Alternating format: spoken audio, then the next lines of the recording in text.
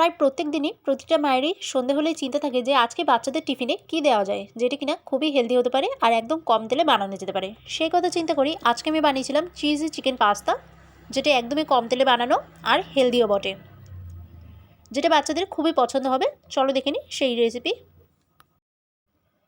কড়াইতে আমি পরিমাণ মতন জল দিয়ে এর মধ্যে দিয়ে দিচ্ছি 1 চামচ লবণ আর হাফ চামচ সাদা তেল। জলটা যখন ফুটে আসবে তখন এর মধ্যে আমি দিয়ে দিচ্ছি 150 গ্রাম পাস্তা। পাস্তাটা যখন 50% সেদ্ধ হয়ে যাবে তখন আমাদের পাস্তাটাকে নামিয়ে নিতে হবে। তুলে নিচ্ছি একটা স্ট্রেনারের মধ্যে।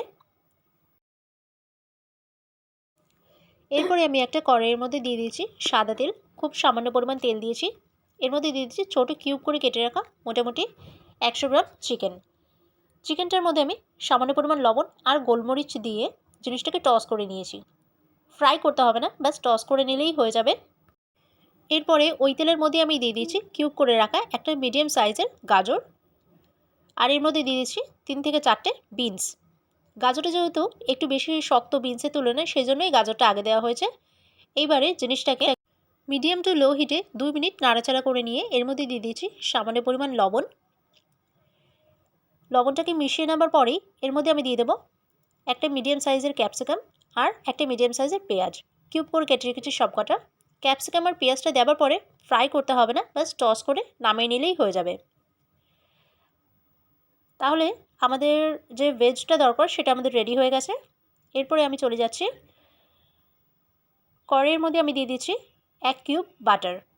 বাটারটা গলে গেলেই দিয়ে দেবো 1 বড় চামচের ময়দা। ময়দাটাকে গ্যাসটা রয়েছে লো হিটে। ময়দাটা যখন কালারটা চেঞ্জ হয়ে যাবে এর মধ্যে আমি দিয়ে দেবো 200 ml দুধ। রুম টেম্পারেচারে থাকা দুধ দিয়েছি।